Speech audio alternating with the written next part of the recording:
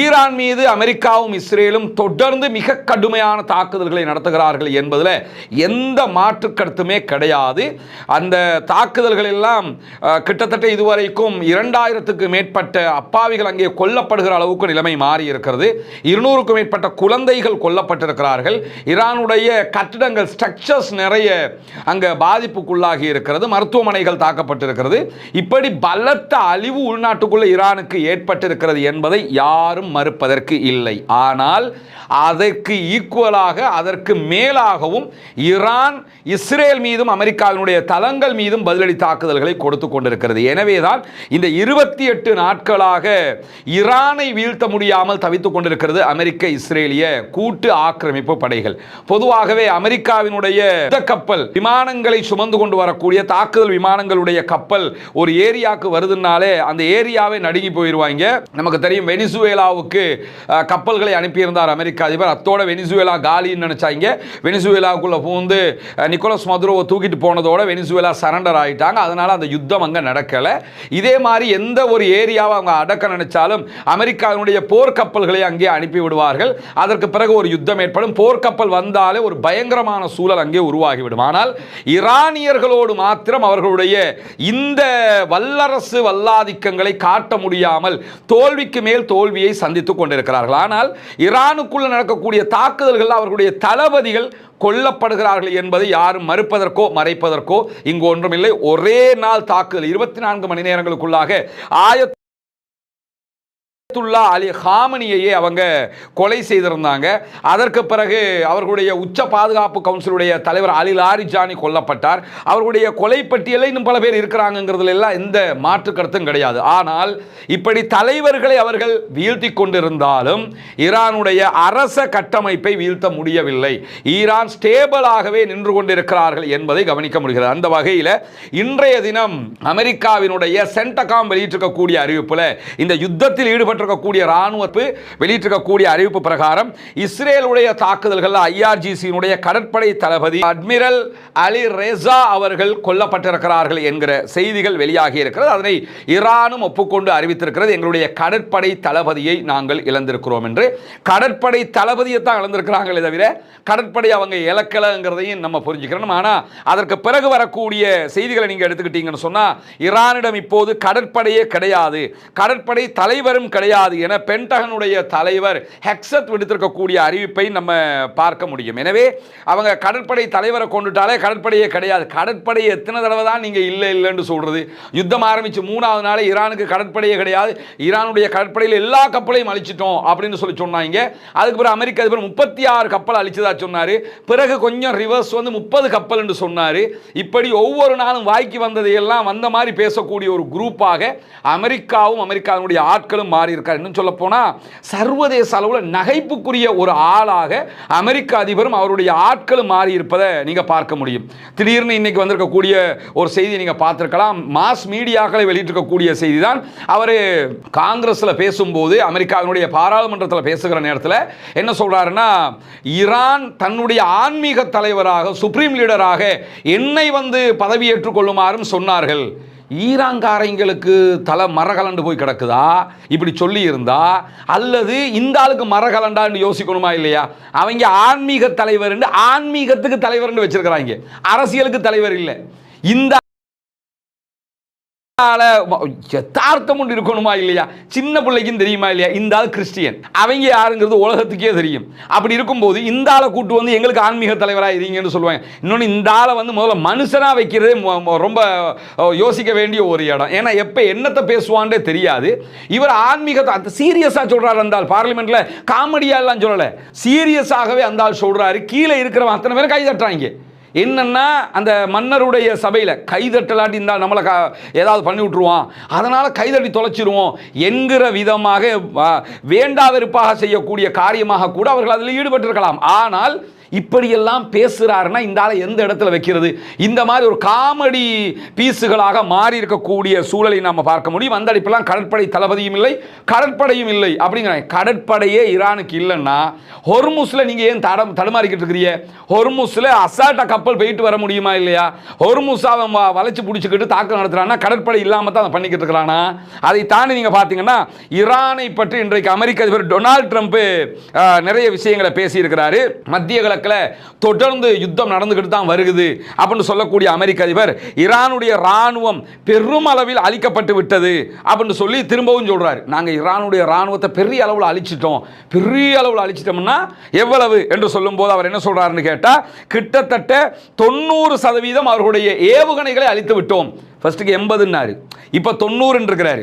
90% அவர்களுடைய ஏவுகணைகளை அழிச்சிட்டோம்னா 90% அழிக்கப்பட்டதற்கு பிறகு அவர்கள் எப்படி குவைத்தினுடைய அமெரிக்க பேஸை தாக்குகிறார்கள், அவர்கள் எப்படி துபாயினுடைய அமெரிக்கன் பேஸை தாக்குகிறார்கள், அவர்கள் எப்படி கண்டம் விட்டு கண்டம் பாகிற ஏவுகணையை டியாகோ கார்சியா வரைக்கும் தாக்குகிறார்கள், அவர்கள் எப்படி இன்றைக்கு இப்போ நம்ம பேசிக்கிட்டு இருக்கக்கூடிய நேரத்தில் இஸ்ரேலுடைய டிமோனா மேலே மீண்டும் தாக்குதல் நடத்தினார்கள். எப்படி அந்த 10% வச்சுக்கிட்டு தான் அடிச்சுக்கிட்டு இருக்கிறான். அப்போ டிமோனா வரைக்கும் அட்டாக் பண்றான்னா அவனுடைய பலம் எவ்வளவு அதிகமாக இருக்க வேண்டும் என்பதை நம்ம புரியணுமா இல்லையா?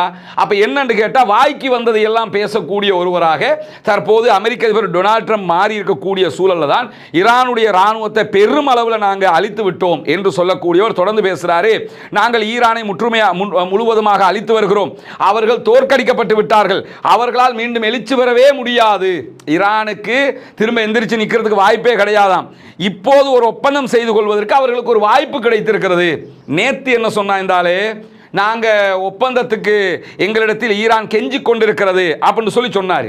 இப்ப என்ன சொல்றாருன்னு கேட்டா, அவங்களுக்கு ஒரு வாய்ப்பு இருக்கிறது ஒப்பந்தம் செய்து கொள்வதற்கு. இப்ப யார்கிட்ட கெஞ்சுறா? ஏன்னா உலகத்துக்கே தெரியும் அமெரிக்கா இதுல எவ்வளவு ஃபெயிலியருங்கிறது. அதை மறைப்பதற்காக மீண்டும் மீண்டும் இவர் பேசுறது மட்டுமல்லாம, நாங்கள் அவர்களுடைய கடற்படை, விமானப்படை எல்லாத்தையுமே முற்றுமுழுதா அழிச்சிட்டோம்ங்கிறாரு. முற்றுமுழுதா அழிச்சிட்டோம்னா ஈரான் இப்ப காலின்னு அர்த்தம். அப்ப காலின்னா ராணுவத்தில் வெற்றிங்கிறது எப்பன்னு கேட்டா, நாங்க ஜெயிச்சிட்டோம்ங்கிறதல்ல. ஈரான் இதுவரைக்கும் தோத்துட்டோம்னு சொன்னாங்களா? ஈராக்ல இந்த மாதிரி 27வது நாள் தாண்டும் போது அங்க ஈராக்கினுடைய அதிபர் கைது செய்யப்பட்டாரு. அத்தோட ஈராக்கு காலின்னு ஆயிடுச்சு, ராணுவம் கைப்பற்றிச்சு மொத்தமாக அமெரிக்கா. ஈரான்ல அப்படியான ஒரு நிலை நடந்துச்சான்னா இந்த நிமிஷம் வரைக்கும் இல்லை. ஆனா இன்னைக்கும் கம்பி கட்டுற கதையெல்லாம் அவர் சொல்லி இருக்கிறாரு. இது இவ்வளவு சீரியஸா பேசுறாருல. அதாவது நாங்கள் ஈரானுடைய கடற்படை அழிச்சிட்டோம், ஈரானுடைய விமானப்படை அழிச்சிட்டோம், ஈரானுடைய ஏவுகணை கேப்பபிலிட்டியில் 90% நாங்கள் அழிச்சிட்டோம்னு சொல்லிட்டார்ல. சொன்னதுக்கு பிறகு காமெடியை பாருங்க. அந்த ஆள் என்ன சொல்றாருன்னு கேட்டால், ஈரான் எங்களுக்கு ஒரு பரிசு தந்திருக்கிறது. என்ன பரிசுன்னா, பரிசுன்னா எப்படி இருக்கணும்?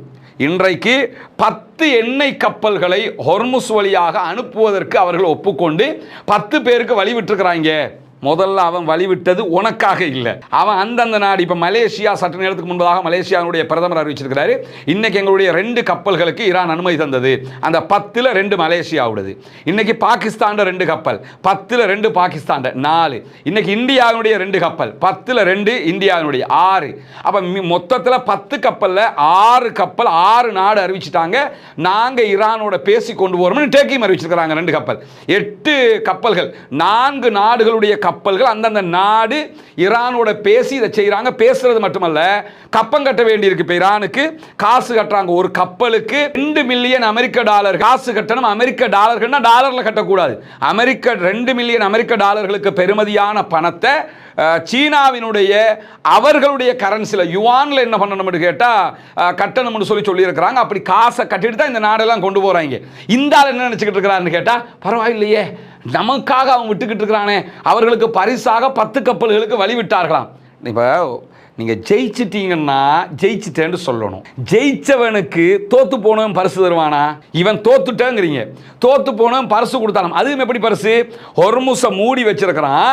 இன்னைக்கு எங்களுக்கு பரிசாக 10 கப்பல்களை அனுப்பி விட்டார்கள். என்ன சொல்லியிருக்கணும்? நாங்கள் கெத்தான்னு தொலைச்சு விடுவேன்னு சொன்னேன். 100 கப்பல் இன்னைக்கு போச்சா இல்லையா? ஹொர்முஸ்ல ஒரு நாளைக்கு 1000 கப்பல் போக வேண்டிய இடம் வெறும் 10 கப்பல் போயிருக்குது. அதை எடுத்து வச்சுக்கிட்டு எங்களுக்கு பரிசாக ஈரான் 10 கப்பல்களை அனுப்பி இருக்கிறது. இப்போ இந்த ஆள் ஜெயிச்சுட்டேன்னு சொல்கிறாரா தோத்துட்டேன்னு சொல்கிறாரா, இந்த செய்தியெல்லாம் பார்க்கும்போது அப்படியே டிஸ்கவரி சேனலை பார்க்குற மாதிரியே தோணுது. ஏன்னா முழுக்க அப்படி தான் இருக்குது இவருடைய பேச்செல்லாம். இது இன்றைக்கு வெளியாகி இருக்கக்கூடிய அவர் சொல்லியிருக்கக்கூடிய ஒரு செய்தியை நம்ம பார்க்க முடியும். அதாவது ஈரான் பரிசு கொடுத்துருக்குதான் அவருக்கு. யாருக்கு யாரா பரிசு கொடுக்கிறது? அதை தாண்டி நமக்கு தெரியும் நேற்றைய தினம் நடைபெற்ற ஒரு முக்கியமான செய்தி. நேற்று இரவு நேரங்களில் ஈரான் அமெரிக்காவுடைய F-18 வகையான 18 வகையான ஒரு தாக்குதல் விமானத்தை சுட்டு வீழ்த்தி இருக்கிறார்கள். ஈரான் இந்த யுத்தத்தில் தங்களுடைய முழு பலத்தை அழகாக கொஞ்சம் கொஞ்சமாக காட்டிக்கிட்டு இருக்கிறாங்க.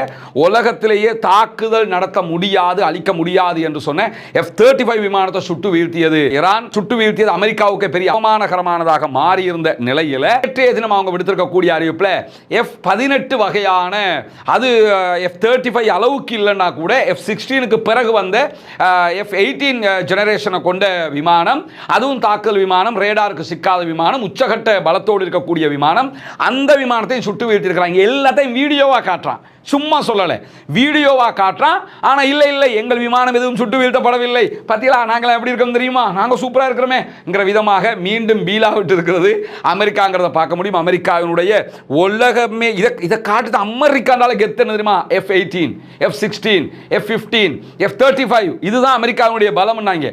அந்த பலத்தை எல்லாம் காலில் போட்டு மிதிச்சுக்கிட்டு இருக்கிறாங்க.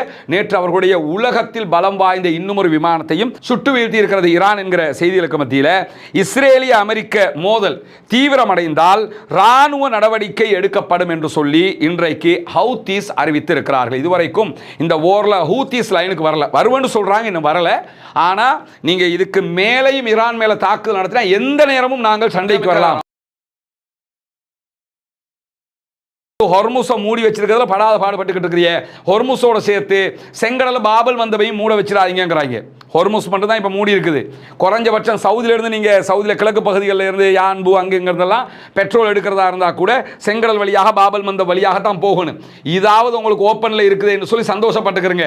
நீங்கள் ரொம்ப தடுமாறுனீங்கன்னு சொன்னால் அதையும் நாங்கள் மூடிட்டுருவோம் அப்படின்னு சொல்லி இன்றைக்கி ஹவுத்தீஸ் தெளிவாக அறிவித்தல் விடுத்திருக்கிறார்கள். அந்த செய்திகளும் இன்றைக்கு வெளியாகி இருக்கிற அதே நேரத்தில் இன்னும் ஒரு முக்கியமான செய்தி வெளியாகி இருக்கிறது. அது என்ன செய்தி என்று கேட்டால், ஐக்கிய அரபு எமிரேட்ஸ் UAE இருக்கிறாங்களா இல்லையா, UAE-னுடைய பாதுகாப்பு போலீஸ் படைப்பிரிவினுடைய உயர் அதிகாரியாக செயல்படக்கூடிய தாஹி கல்ஃபான் என்கிறவர் இன்றைக்கு விடுத்திருக்கக்கூடிய ஒரு அறிவிப்பு. அந்த அறிவிப்பு தான் ரொம்ப ஒரு என்னடா இந்த இப்படி பேசிட்டானுங்கிற மாதிரியான ஒரு நிலையை உருவாக்கி இருக்கிறார். அவர் என்ன சொல்றாருன்னு கேட்டா, அரபு நாடுகள் இஸ்ரேலோடு இன்னும் ரொம்ப நம்ம நெருக்கம் காட்டணும், இஸ்ரேலோட தான் நம்ம இணைஞ்சு போகணும்னு சொல்லி வெளிப்படையாகவே பேசியிருக்கக்கூடிய காட்சி நம்ம பார்க்க முடியும். அரபு, அதாவது மிடில் ஈஸ்ட் கண்ட்ரிகளில், குறிப்பாக கல்ஃப் கண்ட்ரிகளில் இஸ்ரேலை தனிநாடாக அங்கீகரித்திருக்கக்கூடிய இரண்டு நாடுகள், ஒன்று பஹ்ரைன், இன்னொன்று UAE. அதை தாண்டி ஆல்ரெடி ஆரம்ப காலத்திலேயே ஈஜிப்ட் அவங்களை அங்கீகரிச்சிட்டாங்க. அவங்க கல்ஃப் கண்ட்ரிஸ் கிடையாது, அவங்க அவுட் ஆஃப் கல்ஃப்ல இருப்பாங்க. அதே மாதிரி மொரோக்கோ அவங்களை தனிநாடாக அங்கீகரிச்சு, இது மாதிரி உலகத்தில் சில நாடுகள் அவர்களை தனிநாடாக அங்கீகரித்திருக்கிறார்கள். சவுதி உள்ளிட்ட பல நாடுகள் இன்னும் இஸ்ரேலை தனிநாடாக அங்கீகரிக்கவில்லை. இந்த நிலையில தான் UAE-னுடைய உயர் போலீஸ் அதிகாரியாக செயல்படக்கூடிய தாகி அவர்கள் வெளியிட்டிருக்கக்கூடிய அறிவிப்பில் என்ன சொல்றாருன்னு கேட்டா, அரபு வளைகுடா நாடுகள் இஸ்ரேலோடு தங்களுடைய உறவுகளை மேலும் வலுப்படுத்த வேண்டும், குறிப்பாக வளைகுடா தீபகற்பத்திற்கு அப்பால இருக்கக்கூடிய பிராந்தியத்தினுடைய சக அரபு நாடுகள் மீது நம்பிக்கை வைக்க வேண்டாம் என்று சொல்லியும் அவர் சொல்லியிருக்கிறார். ரெண்டா பிரிச்சு சொல்றாரு, தெளிவா புரிஞ்சுக்கிறங்க. ஒன்னு, கல்ஃப்ல இருக்கக்கூடிய நாடுகள்ல கல்ஃப் அரபு கண்ட்ரிகள், அவுட் ஆஃப் கல்ஃப் அரபு கண்ட்ரிகளோட நீங்க எந்த உறவுகளையும் வைக்காதீங்க, நேரடியாக இஸ்ரேலோட உறவு வைங்க அப்படிங்கிறாரு. அவுட் ஆஃப் கல்ஃப் கண்ட்ரிஸ் அவர் கல்ஃப் அரபு கண்ட்ரிஸ் சொல்றது ஈரானை கிடையாது. ஈரானை விட்டுருங்க, ஈரான் அவர் இதுக்குள்ள ஈரானுக்கும் அரபு நாடுகளுக்கு ஈரான் தாக்குதுங்கிறதுனால தான் இதை சொல்றாரு. அவர் என்ன இதுல சொல்ல வர்ற விஷயம் வேறொன்னு சேர்த்து அவர் சொல்றாரு. தெளிவா நீங்க புரிஞ்சுக்கிறதுக்காக சொல்றேன். கல்ஃப்ல இருக்கக்கூடிய அரபு கல்ஃப் கண்ட்ரிஸ், அவுட் ஆஃப் கல்ஃப்ல இருக்கிற அரபு நாடுகளோடு நீங்கள் தொடர்பை வைக்காமல் நேரடியாக இஸ்ரேலோடு உறவு பாராட்டுங்கள் அப்படிங்கிறாரு. அதுக்காக அவர் என்ன காரணத்தை சொல்றாருன்னு பாருங்க. இவர் சொல்லக்கூடிய விஷயத்துல முதலாவது புரிஞ்சுக்கிறங்க, கல்ஃப்ல இருக்கக்கூடிய அரபு கண்ட்ரிஸ் எது எதுன்னு சொல்லி பார்த்தீங்கன்னு சொல்லிச்சுன்னா, Bahrain, Kuwait, Oman, Qatar, Saudi Arabia, UAE. இந்த 6 கண்ட்ரிஸ் இருக்குது. இவங்க அத்தனை பேரும் இஸ்ரேலோட தான் உறவு வச்சுக்கிறணுமா. இது அல்லாத அரபு கண்ட்ரிகளோட, அவுட் ஆஃப் கல்ஃப்ல இருக்கிற அரபு கண்ட்ரிகளோட உறவு வைக்காதீங்க அப்படிங்கிறாரு. இந்த அவுட் ஆஃப் கல்ஃப்ல இருக்கக்கூடிய அரபு கண்ட்ரிஸ் சொல்லி பார்த்தீங்கன்னு சொல்லி சொன்னா, அது அதாவது நான் கல்ஃப் அரபு கண்ட்ரிஸாக யார் யார் வருவாங்கன்னு சொல்லி சொன்னா, Egypt, Iraq, Jordan, Lebanon, Syria, Yemen, இந்த 5 நாடுகள் வருவாங்க. இதுக்குள்ள ஈஜிப்ட் மிக முக்கியமான ஒரு பார்ட்டை வகிச்சுக்கிட்டு இருக்கிறாங்க. இவர் எதுக்காக இதை சொல்றாருன்னு கேட்டா, சவுதி அரேபியாவுடைய அலையன்ஸ் ஒன்று இருக்குதுங்க. இப்போ சவுதி அரேபியா யுஏஇயோட சேர மாட்டாங்க, அவங்களுக்குள்ள பெரிய வாய்க்கா தகராறு இருக்குது.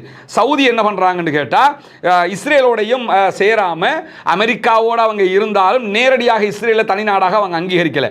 அதனால சவுதி என்ன பண்றாங்கன்னு கேட்டா, சவுதி, ஈஜிப்ட், டர்க்கி, பாகிஸ்தான், சவுதியோட இருக்கக்கூடிய மற்ற கல்ஃப் கண்ட்ரிஸ் இவங்க எல்லாம் சேர்ந்து இந்த மாதிரி ஒரு அலையன்ஸுக்கு போறாங்க. அதே நேரத்தில் யுஏஇ என்ன பண்றான்னு கேட்டா, யுஏஇ, பஹ்ரைன் இணைஞ்சுக்கிட்டு அடுத்ததாக இஸ்ரேலோட அமெரிக்காவோட மொத்த கூட்டு அப்படிங்கிற மாதிரி போறான். அதனால அவங்க சொல்றாரு, நீங்க எல்லாருமே என்ன செய்யுங்க, சவுதி உள்ளிட்ட எல்லா, நான் பேரை சொல்லாம சொல்றாரு, கல்ஃப்ல இருக்கிற எல்லா நாடும் வாங்க நம்ம இஸ்ரேலோட போய் சேர்ந்துக்கிறோம். இஸ்ரேல் தான் நமக்கு பாதுகாப்பு.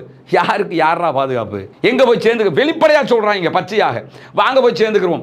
ஈஜிப்டோட போய் சேராதிய, வேற யாரோடையும் போய் சேராதிய, கல்ஃபுக்கு வெளியில இருக்கக்கூடிய அரபு கண்ட்ரிஸ் யாரோடையும் போய் சேராதிய, மேற்கத்திய நாடுகள் நம்முடைய நண்பர்கள். அவர் சொல்றாரு, மேற்கு நாடுகள், இஸ்ரேல் எல்லாம் நம்முடைய நண்பர்களாம், நம்முடைய சகோதரர்கள் என்று அழைப்பவர்கள் நம்மிடமிருந்து வேறுபட்டவர்கள் என்பதையும் இந்த யுத்தம் நிரூபித்திருக்கிறது.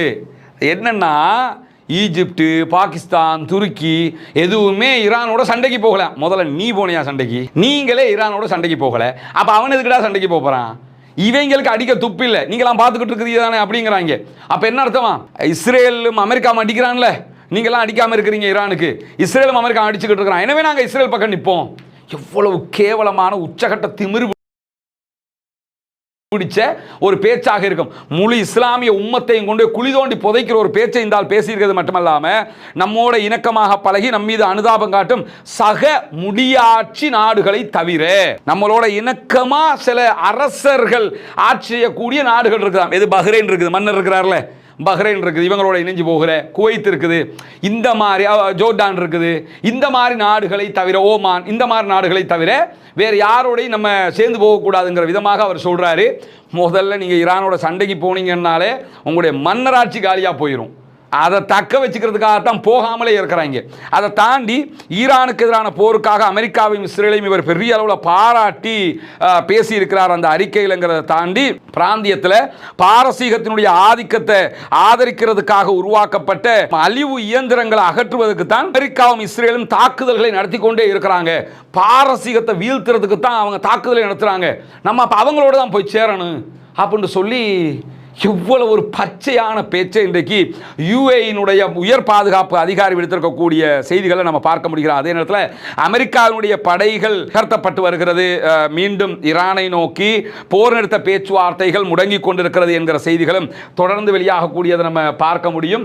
குறிப்பாக நீங்கள் பார்த்தீங்கன்னு சொல்லிச்சுன்னா, ஹொர்முஸ் ஜலசந்தியில் ஈரான் தன்னுடைய பிடியை ரொம்பவே இறுக்கிக்கிட்டு இருக்கு. ஹொர்முஸை நோக்கி ஈரான் மேலதிக தரைப்படைகளையும் அனுப்பி கொண்டிருக்கிறார். அதே நேரம் ஒரு நடைமுறை சுங்கச்சாவடி ஒன்றையும் அவங்க நடத்திக்கிட்டு இருக்கிறாங்க. இப்போ பணம் கட்டாமல் யாரும் சைனாவினுடைய கரன்சியில் பணம் கட்டாமல் ஹொர்முஸ்ல இருந்து யாரும் கப்பல்களை கொண்டு போக முடியாது என்கிற நிலையில் வாஷிங்டனும் என்ன பண்ணுறாங்கன்னு கேட்டால், அமெரிக்காவும் தற்போது படைகளை, தரைப்படைகளை அனுப்பி கொண்டிருக்கிறார்கள் ஹொர்முஸை நோக்கி என்கிற செய்திகள் வெளியாகி கொண்டிருக்கு. யுஎஸ்எஸ் ட்ரிபோலி என்ற தரை கடல் படை தாக்குதலை நடத்தக்கூடிய கிட்டத்தட்ட 2500 கடற்படை வீரர்களோடு தற்போது ஈரானை நோக்கி ஒரு கடற்படை தரைப்படை இணைந்த ஒரு இராணுவ குழு அனுப்பப்பட்டிருக்கிறது. அதுக்கான காரணம் அவருடைய கார்க் என்கிற தீவை கைப்பற்றுவதற்கான ஒரு முயற்சி என்று சொல்லப்படுகிறது. ஈரானுடைய கார்க் தீவில் தான் 90% பெட்ரோலியம் இருக்கு, அங்கிருந்து அவங்க பிசினஸ் பண்றாங்க. அதை கைப்பற்றி விட்டாலே ஈரானை கைப்பற்றினதுக்கு சமனாகிரும். எனவே அதை போய் தரைப்படையாக நம்ம பிடிப்போம் அப்படிங்கிறதுக்காகத்தான் இந்த படைகள் அனுப்பியிருக்கிறது. மட்டுமல்லாமல் 82வது வான்வழி படையைச் சேர்ந்த 1000 வான்படை விமானப்படையைச் சேர்ந்த வீரர்களும் அனுப்பப்பட்டிருக்கிறார்கள் என்கிற செய்தி வெளியாக இருக்கு. மொத்தத்தில் 3500 ராணுவத்தை கார்க் தீவுகளை நோக்கி அமெரிக்கா நகர்த்தி வருகிறார். அதே நேரம் ஈரானும் அவர்களுடைய ஐஆர்ஜிசியினுடைய மிக முக்கியமான படைப்பிரிவுகளை கார்க் தீவுகளை நோக்கி நகர்த்தி கொண்டே வரக்கூடிய செய்திகளை நம்ம பார்க்க முடிகிறோம். அதே நேரத்தில் எந்த ஒரு யுத்த நிறுத்தம் ஏற்பட்டாலும், இப்போ யுத்த நிறுத்த பேச்சுவார்த்தைகள் நடத்தப்பட்டு வருகிறது, ஈரான் அதற்கு சம்மதிப்பதற்கான வாய்ப்புகள் இல்லாவிட்டாலும் சில திருத்தங்களோடு சம்மதிப்பதற்கு அவர்கள் வாய்ப்பு கொடுப்பார்கள் என்கிற நம்பிக்கைகள் மேற்கு தரப்புகளிடத்தில் இருக்கிறது. ஈவன் பாகிஸ்தானும் அதை நம்புறாங்க. எனவே சில திருத்தங்களோடு இந்த சமாதான உடன்படிக்கை வரலாம் என்கிற நம்பிக்கைகள் துளிர்விடக்கூடிய இந்த சூழல்ல எந்த ஒரு யுத்த நிறுத்தம் வந்தாலும் அந்த யுத்த நிறுத்தம் ஈரான்ல யுத்த நிறுத்தம் என்கிறது மட்டுமல்ல, ஈரான் பிளஸ் லெபனான் ஏன்னா ரெண்டுலையும் தான் தாக்குதல் நடத்தப்பட்டு கொண்டிருக்கிறதுனால லெபனான்லையும் சேர்த்து தான் யுத்த நிறுத்தம் வர வேண்டும் என்கிற ஒரு தெளிவான ஒரு செய்தியை ஈரான் சொல்லி இருக்கிறது. ஆல்ரெடி அவங்க ஹிஸ்புல்லாக்களுக்கு சொல்லிட்டாங்க, யுத்த நிறுத்தம் வந்து அவங்களை தனியாக விட்டுட்டு நாங்கள் மட்டும் எங்களுக்கு மட்டும் யுத்த நிறுத்தம் போக மாட்டோம், நீங்கள் மட்டும் தனியாக சண்டை பிடிக்கிற அளவுக்கு நாங்கள் விட்டுற மாட்டோம், உங்களுக்கு சேர்த்து தான் நாங்கள் யுத்த நிறுத்தத்தை கொண்டு வருவோம் என்று சொல்லி ஹிஸ்புல்லாக்களுக்கும் அவர்கள் சொல்லியிருக்கக்கூடிய செய்திகளும் இன்றைக்கு வெளியாக இருக்கிற அதே நேரம் தொடர்ந்து அமெரிக்கா மேல தாக்குதல் நடத்துவதற்காக அமெரிக்காவுடைய தளங்கள் அமெரிக்கர்கள் இருக்கக்கூடிய இடங்கள் எல்லாம் துல்லியமாக ரஷ்யா ஈரானுக்கு கொடுத்து வருகிறது என்கிற செய்திகளும் இன்றைக்கு வெளியாக இருக்கிறது. மேலதிகமாக சற்று நேரத்துக்கு முன்பதாக மீண்டும் இன்றைக்கு ஈரான் இஸ்ரேல் மேலே தாக்குதல்களை ஆரம்பித்திருக்கிறது. குறிப்பாக 82வது அலை தாக்குதல்கள் தற்போது நடத்தப்பட்டு வருகிறது. இந்த தாக்குதல்களில் ஆளில்லா விமானங்களை பயன்படுத்தி ஹைஃபா துறைமுகத்தில் இருக்கக்கூடிய இஸ்ரேலுடைய முக்கிய மையங்களை குறிவைத்து ஈரான் தாக்குதல்கள் நடத்துகிறது. ஹைஃபாவில் போர் விமானங்கள், இஸ்ரேலுடைய போர் விமானங்கள் எரிபொருள் ஏற்றுவதற்காக பயன்படுத்தக்கூடிய எரிபொருள் தொட்டிகள், பெட்ரோலிய வசதிகள் எல்லாம் இன்றைக்கு ஆளில்லா விமான தாக்குதல் நடத்தப்பட்டிருக்கிற அதே நேரத்தில் கிழக்கு மத்திய தரை கடலில் இஸ்ரேலுடைய கப்பல்கள் உற்பத்தி செய்யக்கூடிய பகுதிகள் மேலேயும் இன்றைக்கு ஈரான் மிக கடுமையான தாக்குதல்களை நடத்தி இருக்கிறது. இப்படி இன்றைக்கு ஏகப்பட்ட முக்கியமான செய்திகள் வெளியாகி இருக்கிறது. வாஹ்ர் தஅவானா அல்ஹம்துலில்லாஹி ரப்பில் ஆலமீன்.